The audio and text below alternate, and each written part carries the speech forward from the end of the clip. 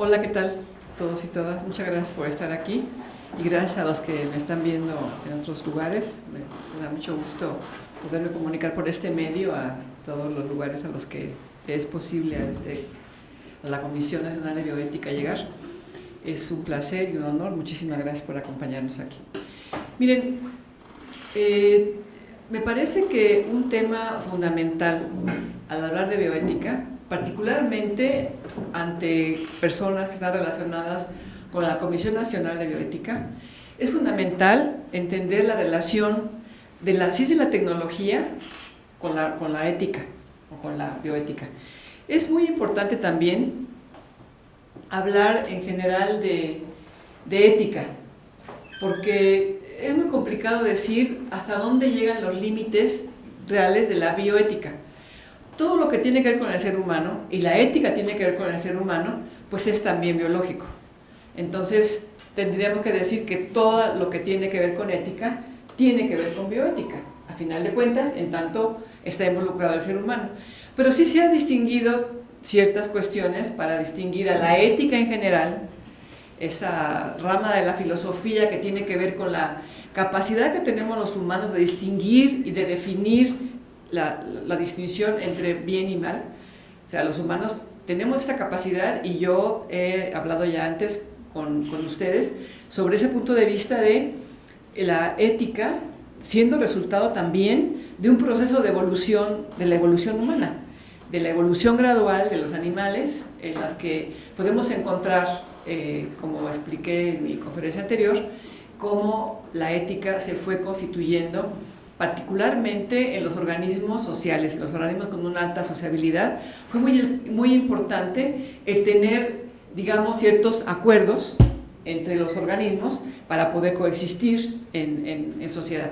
Y esto, sin duda, es fundamental para nuestra especie. Pero lo que quisiera revisar ahora con ustedes, y comentaba hace un momento que pues todo lo que decimos es discutible, o sea, no hay verdades absolutas, y lo que yo planteo aquí son temas para discusión, son temas que tenemos que reflexionar. Decía antes, es fundamental para una Comisión Nacional de Bioética revisar esta relación entre la tecnociencia y la bioética. La tecnociencia, me refiero a las ciencias en la actualidad, en esa cercanía que tienen con la tecnología, en esa codependencia, donde la tecnología avanza porque avanza la ciencia, pero la ciencia también avanza porque avanza la tecnología. ¿Cómo hubiéramos podido conocer el genoma humano, por ejemplo, o el genoma de cualquier especie, sin tecnología? La historia natural, o sea, antes de los orígenes de los orígenes de la biología, que trataba de describir lo vivo, pues no necesitaba de grandes tecnologías. Inclusive el gran taxónomo Carolus Linneo decía que no deberían usar los historiadores naturales ningún instrumento, por ejemplo, no el microscopio. Él decía, no, tenemos que ver solamente con los sentidos del cuerpo humano, la naturaleza, y describirla sin ayuda de ningún instrumento. Esto hoy sería absolutamente ilógico. La biología avanzó muchísimo gracias a la tecnología. Primero, pues de las primeras tecnologías que usaron los biólogos son los microscopios, igual que los astrónomos usaron los telescopios, ¿no? Entonces, la ciencia sin tecnología ya es irreal. Las ciencias avanzan gracias al desarrollo tecnológico, hay una repercusión del avance de una hacia el avance de la otra, y por eso ahora también se habla de tecnociencias, no de ciencias y de tecnología, sino que las ciencias están muy tecnologizadas y por eso se utiliza este concepto.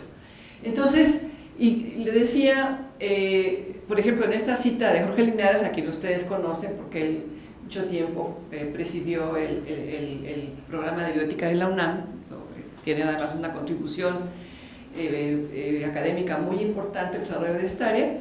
Él ha dicho en este prólogo: la reflexión filosófica sobre la ciencia, la tecnología y las tecnociencias cobra hoy en día una importancia mayúscula en virtud de que la vida social y el acontecer de la historia dependen cada vez más del impulso del poder tecnocientífico. Hoy somos unos dependientes de la tecnología. Bueno, aquí estamos viendo, ¿no?, de la posibilidad de comunicarnos con tanta gente, que además de lo que están en este auditorio, pues es tremenda. Y la dependencia que tenemos del celular, de las computadoras y de toda la tecnología es muy impresionante. Y por eso tenemos que reflexionar que, hablando de cuestiones de ética y sobre todo de ética médica, la importancia de la utilización de estas disciplinas. Este filósofo ha tenido una gran importancia en el desarrollo de la bioética.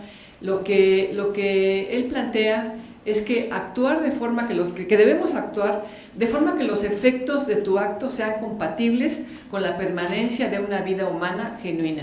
Este es un punto de partida muy importante, ¿no? Es decir, a ver, tenemos que reflexionar si lo que hacemos es compatible con la permanencia de una vida humana genuina. Claro, habría que definir qué es una vida humana genuina. Desde ahí tenemos ya problemas. ¿Cómo definimos cuál es una vida humana digna, genuina? Son discusiones, por eso decía antes, cada tema que aquí revisemos, pues tendría que ser discutido de una manera importante. Y lo que pensamos también, yo con él y con otros autores, es que la ética no ha tenido un papel tan importante en el desarrollo de las tecnociencias. Sin embargo, en la medida en que el ser humano adquiere más poder sobre sí mismo, sobre otros seres humanos y sobre la naturaleza, se vuelve más necesario asumir nuestro deber de responsabilidad. Este es el punto central de mi conferencia. La responsabilidad que tienen los biólogos, los médicos, todo lo que tenemos la posibilidad de contribuir a lo que llamamos la mejora del ser humano, la mejora de su salud, la mejora de su desarrollo. Tenemos que reflexionar hasta dónde y cómo se puede hacer esto. Es muy importante también, como señalaba al principio, que me he dedicado sobre todo al estudio de la evolución y al impacto de estos temas en la evolución de los seres vivos y particularmente del ser humano, porque indudablemente los avances tecnológicos van a incidir en la sobrevivencia, en la reproducción humana, y van a tener un papel muy preponderante en la evolución. Desde que aparecieron, yo creo que desde que existe Homo sapiens, desde que existe la tecnología existe antes que Homo sapiens. Nuestra especie tiene aproximadamente 200.000 años, pero ya Homo habilis, y por eso se llama habilis, ese ancestro nuestro, ya utilizaba tecnología, ya hacía cuchillos, hachas, las mismas rocas utilizadas para golpear a un animal o a otra persona. Es un uso tecnológico. Lo vemos ahora como algo muy primitivo, muy incipiente, pero se está usando tecnología. De hecho, algunos autores evolucionistas plantean cómo incluso primates como los chimpancés, los gorilas, usan ciertas tecnologías, o sea, muy incipientes, digamos, pero no es una particularidad humana. Pero la particularidad humana es el gran desarrollo, que no ha habido en otra especie, de la tecnología, del uso de la tecnología, que tiene que ver además con mejoras de las condiciones de la vida humana y mejoras de la salud, mejoras de la salud. Entonces, es importante, decía, porque la tecnología siempre ha favorecido o no la evolución humana. Si no hubiera habido tecnología, pues yo creo que no habría especie humana. La tecnología, por ejemplo, ese uso de las piedras para golpear, para cazar, para sobrevivir, ese uso de rocas para elaborar herramientas, también para mejorar la sobrevivencia. ¿Qué quiere decir mejorar la sobrevivencia? El tener la capacidad de cazar, no con grandes colmillos, no con grandes garras, sino con armas, fue una ventaja para el ser humano. No hubiéramos podido sobrevivir si no hubiera sido por esa capacidad que claro la da la inteligencia humana, que crees que fue algo favorecido por la selección natural, algo que la selección natural privilegió sobre otras características en vez de fuerza, que no podríamos competir con tigres con elefante, con otras especies, si no tuviéramos esa tecnología.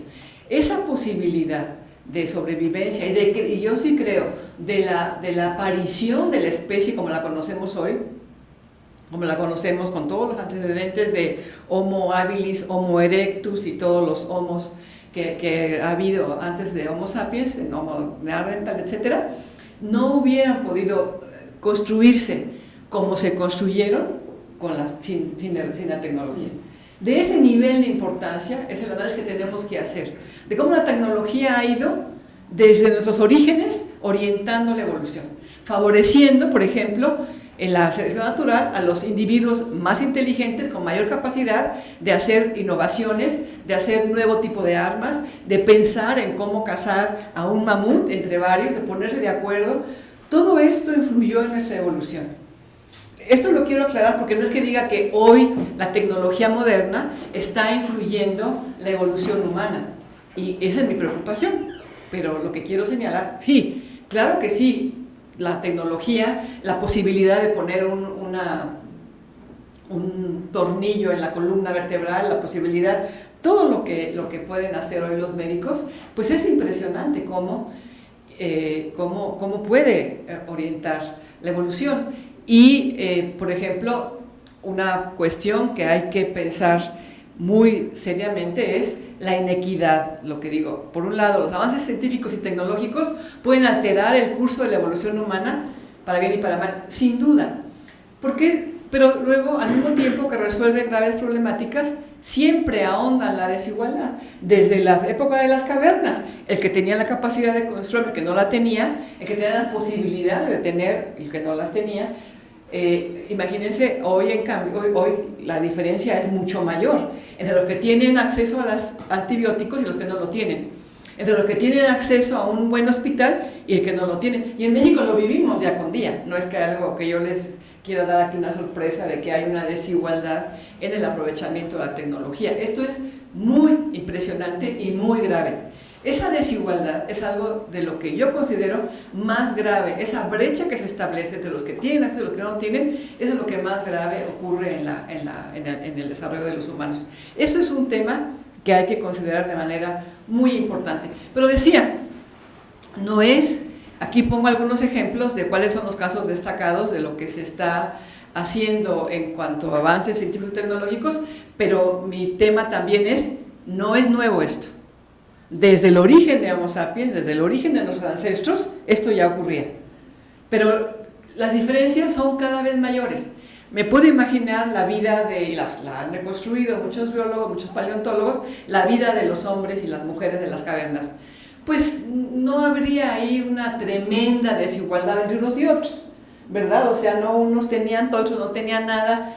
En primer lugar, tenían que coexistir, tenían que compartir, por lo menos dentro de un grupo.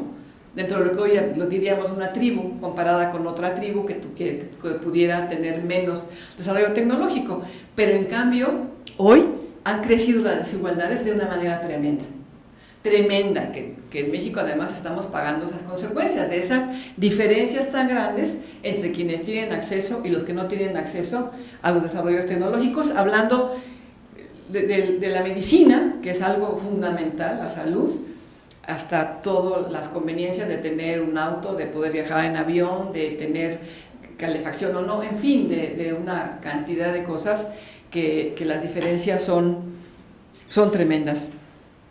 Bueno, y aquí decía, menciono algunos ejemplos de cuestiones más actuales, como decía, los antibióticos. El acceso a los antibióticos ha salvado un número importantísimo de vidas humanas. Su papel, por ejemplo, en la Segunda Guerra Mundial fue fundamental. Los aliados, entre otras cosas, ganaron la guerra por los antibióticos, además de después la bomba atómica. La tecnología ha tenido un papel fundamental también en el desarrollo por ejemplo, de esto, de las guerras. Pero los antibióticos, sin duda.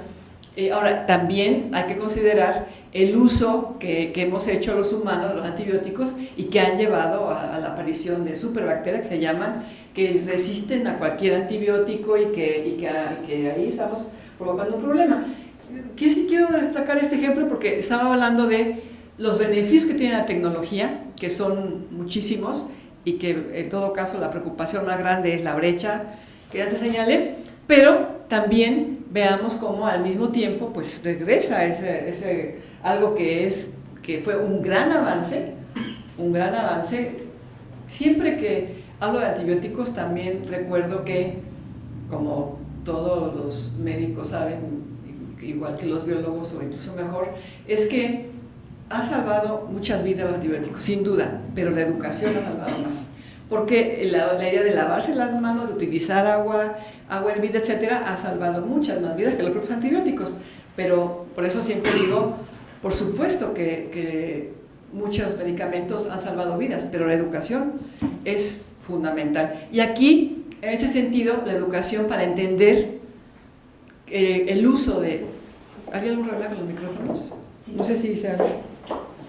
Es que... sí, gracias, perdón.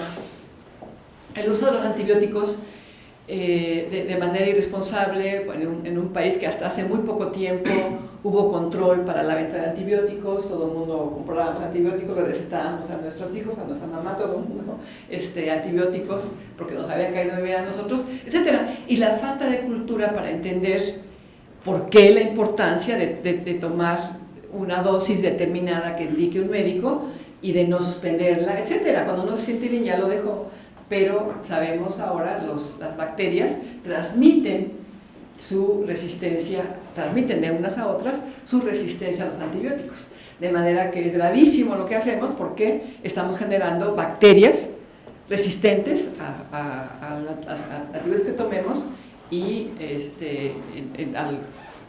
al ampliar esto a toda una población, esta problemática es tremenda, ¿no?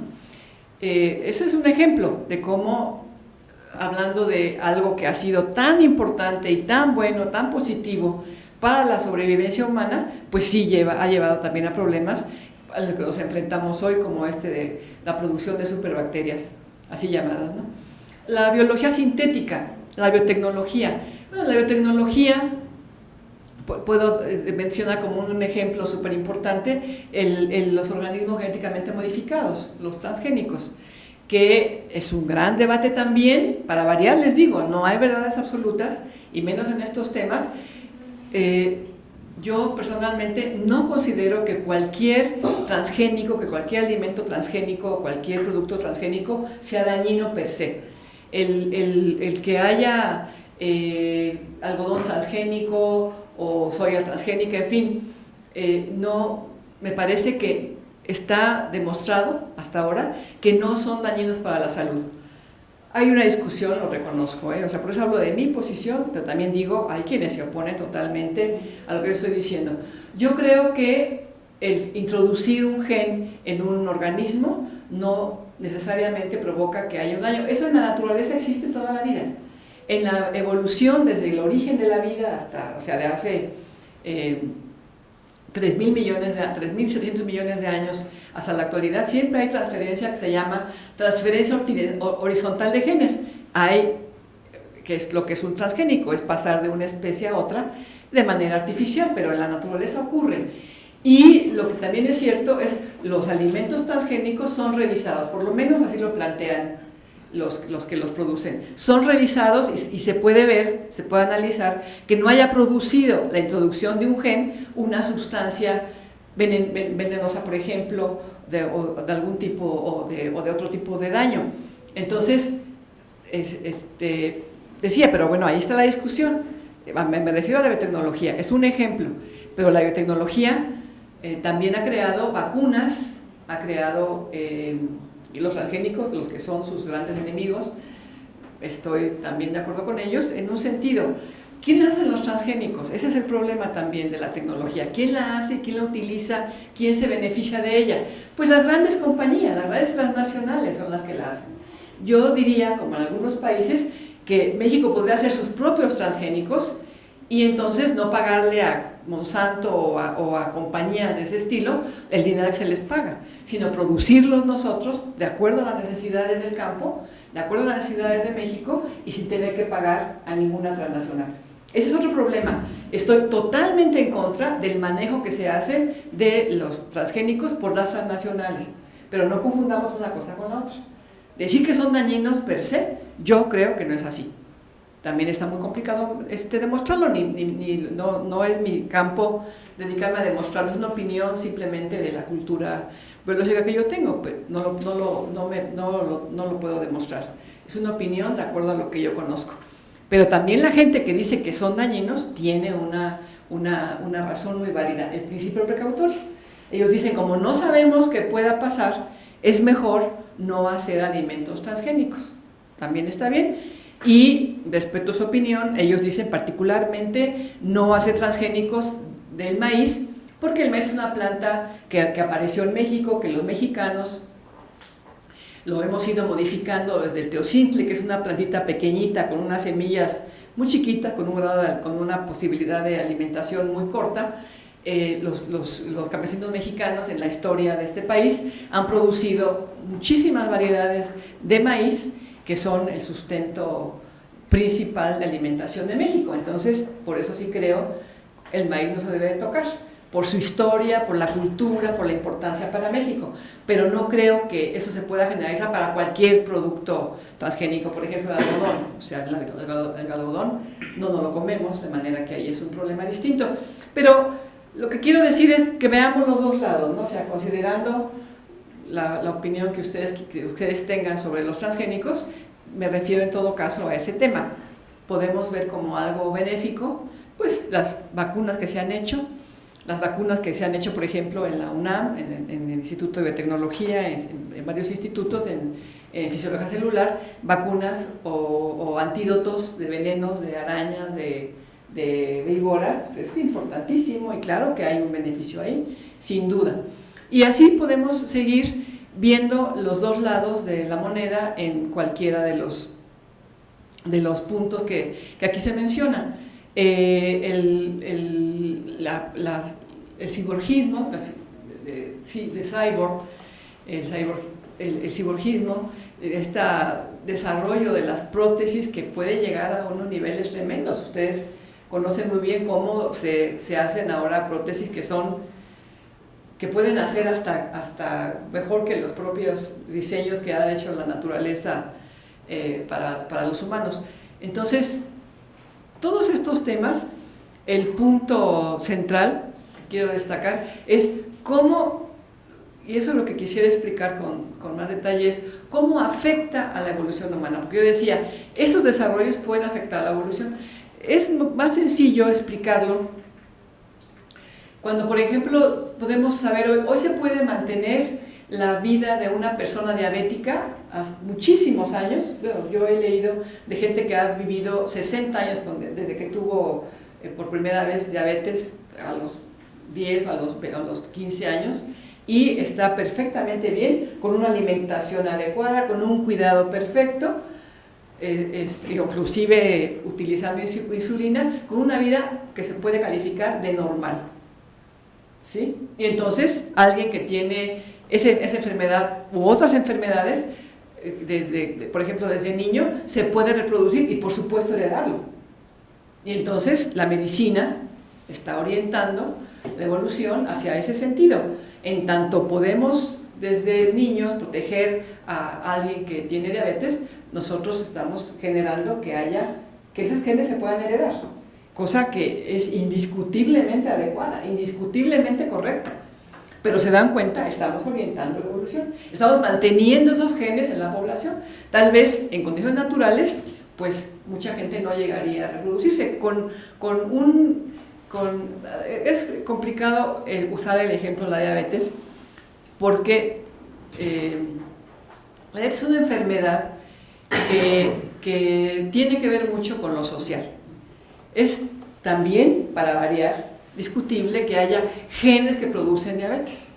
Pero aquí difícilmente no es fácil discutir en un grupo así este tema, pero yo creo que los hábitos alimentarios, los hábitos de alimentación son los que pueden o no desarrollar la diabetes.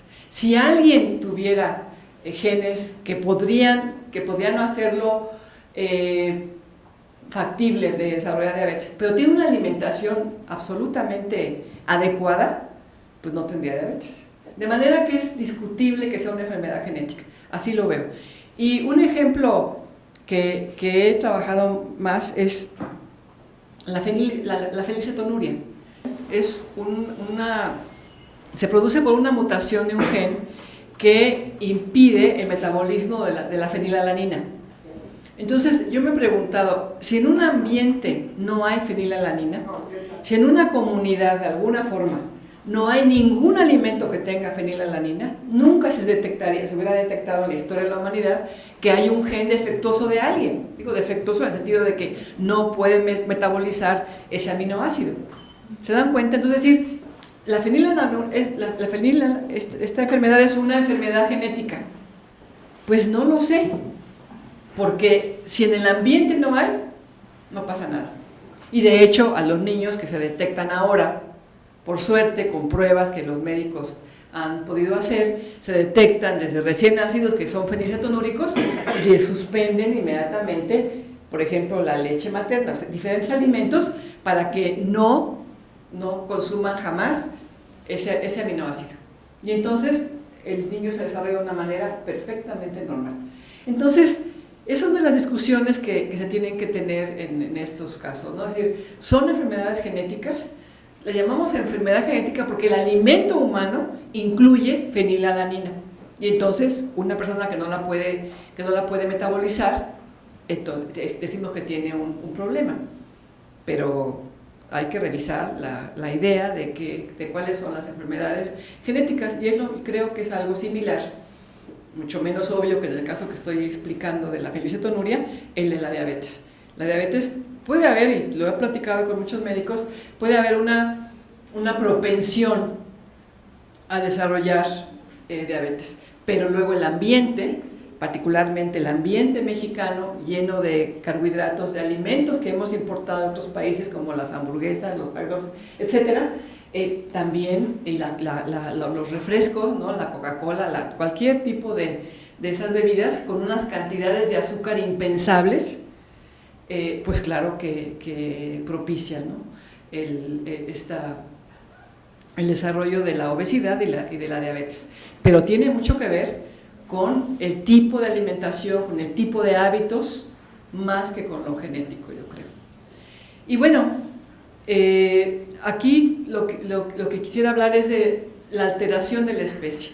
Entonces, cuando hablamos de mejorar a la especie, aquí señalo, los proyectos biomédicos para modificar las capacidades humanas generan una responsabilidad bioética para la que existen antecedentes históricos que son especialmente claros e infames, como es el caso de la eugenesia de los regímenes fascistas y totalitarios del siglo XX.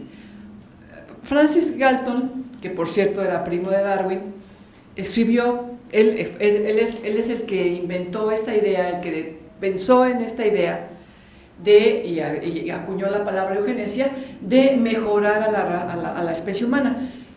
¿Por qué? Porque decía, si como dice mi primo Darwin, las especies se pueden mejorar y pueden sobrevivir en condiciones más adecuadas ante la selección natural y pueden ir mejorando, ¿por qué no lo podemos hacer nosotros? Si cuando criamos vacas, o cuando formamos el maíz, o cuando seleccionamos el maíz o seleccionamos el trigo, lo hemos mejorado en nuestro concepto, mejorado el maíz, porque hicimos seleccionamos a los organismos que tenían la mazorca más grande, las semillas más grandes también, y por lo tanto con más índice nutritivo, en fin. Entonces se preguntó Galton, ¿por qué si podemos mejorar las especies, sobre todo hablando de las especies domésticas, si podemos tener vacas que produzcan más leche o gallinas que produzcan más huevos, etcétera, ¿por qué no lo podemos hacer con los humanos?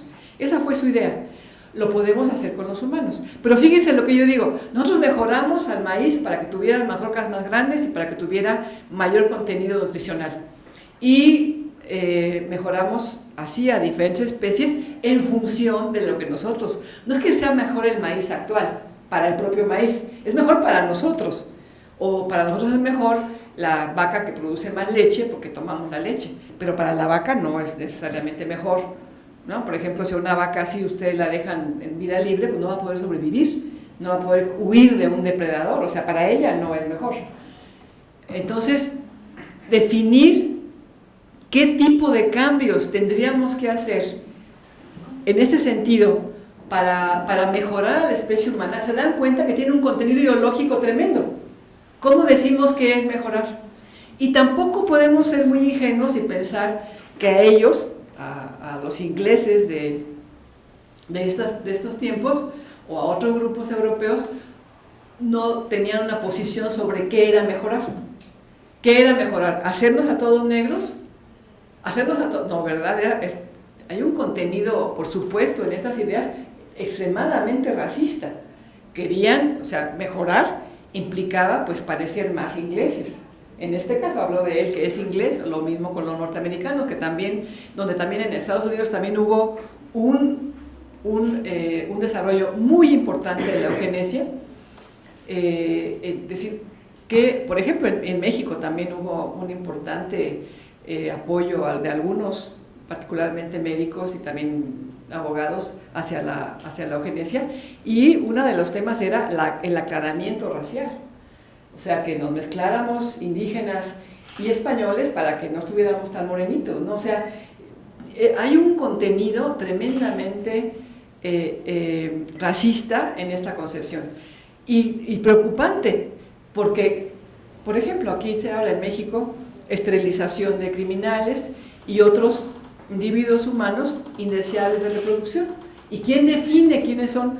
Pues en este caso se supone el Estado. El Estado va a decir quiénes son. Y por ejemplo en Estados Unidos, pues sí, se impedía la reproducción y se esterilizaba pues a migrantes, que es lo mismo que quisiera hacer ahora Trump, yo creo, ¿no? O sea, que no nos reproduzcamos más para que no vayamos a Estados Unidos. Pero bueno, la eugenesia es un tema muy importante porque decía antes, tiene un contenido ideológico muy fuerte. ¿Quiénes son los mejores? ¿Qué características definamos? Así como definimos las del maíz o las del ganado, tendríamos que definir cuáles son las humanas. Y esto tiene que ver con el poder. ¿Quién tiene el poder de decidir quiénes son los mejores individuos? Pues en este caso, en ese dominio que ha habido de los grupos europeos, pues definen las características de ellos como las mejores, hablando de la fisonomía, ¿no? Y bueno, aquí digo algo también para variar discutible. Digo, las tecnologías en sí, por sí mismas, no son buenas ni malas, en el sentido de que no tienen un carácter moral. O sea, aquí es una frase difícil porque si entendemos es, bueno, quienes las hacen sí tienen una idea. Por ejemplo, los transgénicos que hace Monsanto tienen una idea y los hacen de manera que los campesinos, por ejemplo, no las puedan reproducir, que no puedan reproducir a las semillas, tienen que depender siempre de Monsanto o de otras, o de Bayer, ¿no? de otras compañías. Entonces, es discutible, pero hablando en términos generales, pues podemos decir, bueno, la tecnología, la idea de introducir un gen en una especie,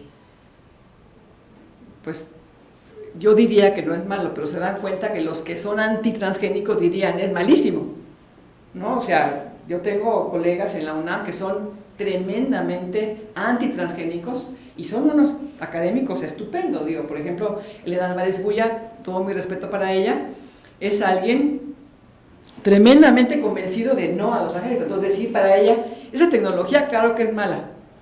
Sin embargo, muchos investigadores la utilizan, esa tecnología, para muchos experimentos. Ella misma la utiliza para, por ejemplo, ella ha estudiado la evolución de la flor y entonces ella ha hecho transgénicos para entender el papel de los genes en la estructuración de una flor, de las angiospermas. Entonces, pero, insisto, es discutible, pero lo que aquí quisiera destacar es esto, que en sí la tecnología no tiene un carácter moral, y por eso pongo el ejemplo de los transgénicos. Mientras alguien que está totalmente en contra de que haya particularmente maíz transgénico, pero en general ningún transgénico, según ella y su grupo, ahí la tecnología sería mala, pero cuando se usa para investigación, para mejorar, para conocer, simplemente ahí para conocer cómo surge la flor, entonces es buena. Depende entonces de cómo se use, lo vamos a dejar así. Pero entonces lo que diríamos, esta carga depende del uso que se haga de ellas, y por eso es imprescindible la reflexión y el análisis filosófico de los avances en materia de ciencia y tecnología. ¿Por qué? Porque efectivamente, así como siguiendo ese ejemplo, se puede usar para bien o para mal, pero ¿quién define qué es bien y qué es mal? Los que defienden a los transgénicos sostienen que los transgénicos pueden ser capaces de salvar vidas humanas de una manera impresionante, de salvar de hambrunas. Y entonces los que están en contra de transgénicos dicen, es que el problema de la alimentación no es un problema de producir o no transgénicos, es un problema económico, es un problema de carácter económico mundial, donde en algunos países la comida se tira, en otros países no hay nada, como en países africanos o como en regiones de nuestro país también, en la Sierra de Guerrero, por ejemplo, ¿no? O en la Sierra Tarahumara, hay, por supuesto, hambruna en estos lugares. Entonces, algunos dicen si con los transgénicos se puede resolver el problema de la hambruna, y los otros dicen, pero sería peor el remedio que la enfermedad. En fin, es muy complicado en muchos temas ver si una tecnología es buena o mala en sí. Lo que quiero decir aquí es, pues dependiendo, lo importante aquí es el análisis filosófico, es que la gente analice su posición. Si uno va a usar transgénicos, tiene que entender cuál es la implicación de hacerlo. ¿Sí? Yo creo que esa es la idea.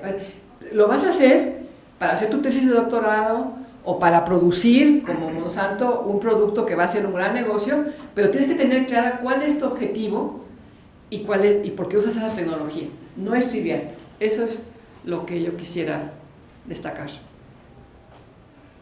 Otra tecnología muy importante, sin duda, es la biología sintética. Como digo aquí, no es una disciplina, sino una visión interdisciplinar. La idea es crear nuevos organismos programables a partir de síntesis en laboratorios. Hasta ahora no se ha podido sintetizar un ser vivo de laboratorio, no se ha podido, pero este es un gran avance, porque lo que se ha hecho con la biología sintética es que a partir de hacer partes, dispositivos, módulos, sistemas, se ha podido, por ejemplo, crear a una bacteria sintética. Aquí está el procedimiento de cómo se puede crear, claro, pero con un modelo de una bacteria del cual se parte, de que se copia el código de la bacteria y luego se sintetiza, al poder seguir la secuencia del genoma, se puede sintetizar y reagrupar para hacer un cromosoma sintético primero, uniendo los bloques de DNA, y después insertar ese cromosoma dentro de la célula de una bacteria, y esa bacteria se replica, pero ya con el gen sintético. O sea, es impresionante. De todas maneras, no podemos hablar de que es un ser vivo creado en un laboratorio, porque se está partiendo del código de una bacteria que ya existe. Pero son avances tremendamente importantes, y imagínense de lo que estoy hablando, de la posibilidad de modificación a ese grado, ¿no?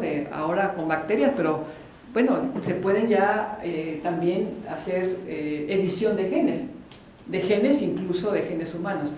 Dentro de no mucho tiempo, se va a poder decir, vamos a corregir esa mutación que yo decía que provoca la fenilcetonuria, se podría corregir, se va a poder, se hace ya en algunos casos, ¿no? Se va a poder corregir de manera de editar el gen, y como es una mutación puntual, ahí sería realmente sencillo cambiar esa base por otra y resolver el asunto, ¿no? He hablado ya de esto, pero es muy importante, y él lo decía aquí, es un tema muy polarizado. Yo hace poco estuve como moderadora entre los grupos de los que defienden a los transgénicos y los que se oponen a los transgénicos. Bueno, fue muy, muy complicado el moderar esa reunión, porque pues parecían candidatos a presidentes, o sea, se ofendían, se decían las peores cosas unos de los otros, porque sí ha llegado a niveles muy fuertes la polémica entre los organismos, la utilización de organismos genéticamente modificados y los que no los quieren, ¿no? Son temas muy, muy difíciles. Otro proyecto importante, hablando de la tecnología, que puede dar lugar a ya señalé antes, no es que la tecnología ahora va a orientar la evolución humana, o sea, ya aclaré mi punto. Lo hemos hecho siempre, nada más que ahora tenemos tecnologías, pues ya no hablo de unas hachas o de unos cuchillos que se hacían, estoy hablando de tecnologías que directamente están modificando, pueden modificar a los cuerpos humanos. No solamente tecnologías, y cada vez más digamos, que afectan mucho más, que los antibióticos pues salvan a unos y a los que los tienen en determinadas condiciones y a otros no. Pero todas estas cuestiones que han avanzado, esto por ejemplo, pues el desarrollo del proyecto de genoma humano, pues es el que ha dado lugar a grandes avances en por ejemplo, la tecnología.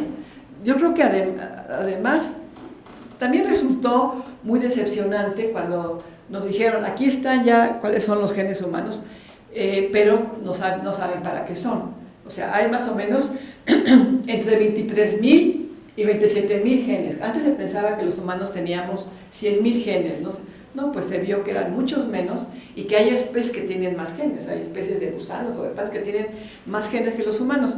Ahora, más o menos, lo que concluyeron los dos grandes grupos que hicieron este genoma, el privado y el público, los dos en Estados Unidos, lo que vieron es que falta muchísimo por entender ahora. Ellos hicieron las cadenas de genes, ¿no? de cómo están ahí la adenina, la guanina, la citosina, etcétera, pero lo que no saben es cada gen para qué sirve, se está trabajando ahora en eso. Él es Francis Collins. Él defendió que no se podían, a mí me pareció importantísimo lo que hizo Collins, que no se podía de ninguna manera patentar los genes, mientras que Craig Venter, él hizo su propia empresa, Celera Genomics, para poder patentar. Como en lo público en Estados Unidos ganó que además era el director del NIH,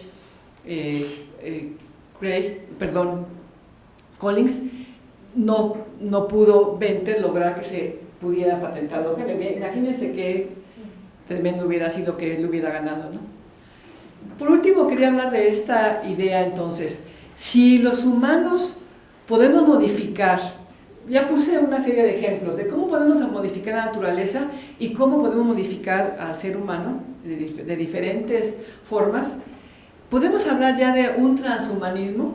¿Qué quiere decir esto? Bueno, los humanos seríamos producto de la historia evolutiva y ahora estaríamos interviniendo, y vuelvo a insistir, hemos intervenido siempre, pero cada vez con una mayor incidencia, con una mayor posibilidad de realmente dirigir, sobre todo, aquí la diferencia sería conscientemente, porque los humanos, que yo hablaba de los ancestros, de Homo sapiens o de los anteriores, pues no estaban pensando en que podían modificar y podían hacer un nuevo ser humano. Nosotros sí podemos hacerlo ahora. Ellos estaban haciendo tecnología y entonces sobrevivían mejor los que tenían armas que los que no tenían, o los que tenían ciertas plantas medicinales de los que no las tenían, una cantidad de cosas. Pero es distinto hoy. Hoy podemos conscientemente modificar a los seres humanos. Y entonces, esta idea de lo que se llama el transhumanismo, como digo aquí, es una filosofía de moda, es la utopía del momento, que algunos consideran como una cosmovisión propia de la época postmoderna, dominada por el culto a la técnica, el único gran relato posible tras el descrédito en el que han caído todos los demás. Este movimiento se suele definir como un movimiento cultural e intelectual que afirma la posibilidad y necesidad de mejorar la condición humana basándose en el uso de la razón aplicada bajo un marco teórico sustentado en los derechos humanos y en los ideales de la Ilustración y el humanismo. O sea, la idea aquí es que se pueda conscientemente hacer mejoras a los seres humanos, y hablando de que entonces ya somos posthumanos, ¿sí? Ya somos otra cosa, ya no somos humanos, somos algo distinto por esa intervención que hay por ejemplo, de estas ideas del cyborg, un organismo cibernético, que esto no va a tardar mucho, creo, no sé si me toque a mí, pero a muchos de ustedes les va a tocar, por supuesto, a todos ustedes, ver esa idea que tenga un chip y que no va a tardar. Estoy segura que ya se ponen chips para que la gente, para que los animalitos no se pierdan, los perros, los gatos, o también para los humanos, ¿no? Para que si te hacen una intervención, o un secuestro, en fin, de muchos estilos, te pueden localizar con un chip. Ahora imagínense lo que no se le va a ocurrir, lo que no se puede hacer ahora con esta idea. Pero aquí la idea de los que defienden el transhumanismo es hacerlo conscientemente y también, muy importante, de una manera ética. Yo lo veo difícil, por lo que he señalado permanentemente, porque hay una gran desigualdad en los que pueden y los que no pueden hacer esto, y sería otra vez generar mucha mayor desigualdad, ¿no? ¿A quién le pueden poner un chip de tal tipo? Si hoy hay gente que no tiene teléfono, ¿no? Y otros que sí lo tienen, imagínense estos avances que se puedan dar. Entonces, pero se habla de esto, de lo que me parece bien es esa preocupación por la parte ética. Decir, bueno, sí, pero tenemos que pensar qué tipos de cambios podríamos hacer, qué tipo de cambios que no fueran racistas, que no fueran clasistas, que tuvieran, lo veo muy difícil, pero por lo menos sí toman en cuenta esa parte, ¿no? Es decir, tiene que ser de una forma ética, y yo por ética sobre todo entiendo esa capacidad humana de analizar lo que es correcto y lo que no lo es. Y para cada cultura es diferente esto. Lo que una cultura piensa que es correcto no necesariamente es universal. Otras piensan que no. Digo, para mejor ejemplo, la ablación clitoriana que hacen algunos grupos islámicos. O sea, para nosotros eso es inaceptable, para otros es obligado. Entonces, no hay manera de llegar a conceptos universales sobre cuál sería el mejor ser humano. Y ese es un gran problema, ¿no? ¿Cómo haremos un transhumano? ¿Cómo lo definimos? ¿Cómo lo definimos, no? Pero bueno, este problema, señalo aquí, el problema moral del mejoramiento humano se refiere a las controversias morales, médicas, técnicas y en general normativas que surgen a partir de la modificación y transformación del cuerpo humano mediante la intervención biomédica y tecnocientífica en aras de mejorarlo, optimizarlo, perfeccionarlo. O sea, imagínense que en lugar de depender del teléfono ya tenemos un incrustado algo. Pues claro que suena bien, ¿no? Como decirte, ¿dónde dejé el teléfono? Pues ya no te perdí, no lo tienes a la mano. Porque el teléfono se convirtió en una adaptación. Lo necesitamos ahora, el teléfono particularmente celular, resuelve muchísimos problemas sin duda. También provoca otros, como siempre, pero la vida yo creo que es más fácil teniendo formas de comunicarse, teniendo formas de saberlo dando a los adolescentes, etcétera, por supuesto. Entonces, mejorarlo, que podamos, porque seguramente ustedes saben, aquí no lo menciono, pero también se están inventando drogas que mejoran la memoria, que mejoran la capacidad de hacer análisis, de raciocinio. Es impresionante lo que se está haciendo. Y sí, las posibilidades de editar los genes, de que ya no haya un gen que se pueda considerar defectuoso según los criterios de cada grupo social, se va a poder hacer, se está haciendo ya, y entonces hay que entender que eso tiene que tener límites, ¿no? Por ejemplo, los límites de la medicina, el cuidado de la salud, o sea, una terapia o mejoramiento, que es lo que estamos diciendo, equidad o inequidad en el uso de mejoras anatómicas y las capacidades orgánicas, efectos del mejoramiento tecnológico en la autenticidad y la identidad personal de los individuos intervenidos, la naturaleza humana y sus posibilidades protésico-proteicas, la perfectibilidad del ser humano, la potencial deshumanización asociada a estas intervenciones, etcétera. O sea, son temas tremendamente importantes.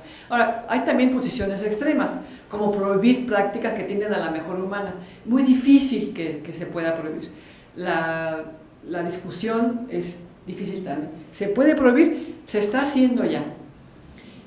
Una posición intermedia sería dar una política normativa para que haya políticas, y aquí tienen que entrar también los abogados y decir qué se puede hacer y qué no se puede hacer.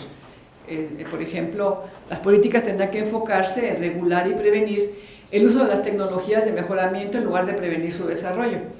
Si la intervención supone riesgos para el sujeto, se deberá juzgar si es indispensable, si se debe prohibir o si vale la pena asumir el riesgo. O sea, son discusiones muy complejas porque tienen mucho que ver también con la ideología. Por ejemplo, muchos discuten el derecho de las mujeres a interrumpir un embarazo, que es una intervención también y que tiene que ver también con muchísimos temas de este estilo. Yo defiendo absolutamente el derecho de las mujeres a intervenir un embarazo, pero díganme si hay un acuerdo al 100% en toda la población del mundo, para nada, ¿no? Entonces, es importante reabrir ese debate. ¿Qué es ser homo sapiens? ¿Qué es ser humano? ¿Qué es ser hombre o mujer?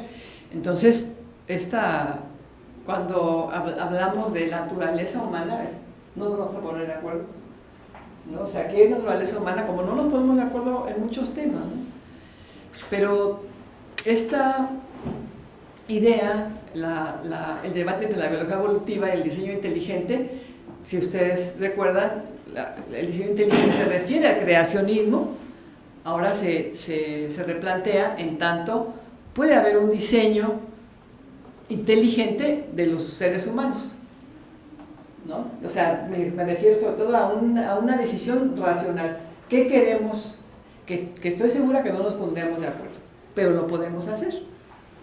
Lo podemos hacer. O sea, se puede hacer y va a haber muchísimas posiciones, casi tantas como seres humanos. Y bueno, yo creo que ni tecnofilia, o sea, un absoluto uso de la tecnología irrestricto, ni la tecnofobia. Y sí me parece que la respuesta está en la bioética. O sea, que los que trabajamos estos temas tengamos una claridad en qué tendremos que plantear para ver qué se puede hacer y qué no se puede hacer. Que eso es lo ético, la definición de cómo, la consideración de qué es válido y qué no es válido.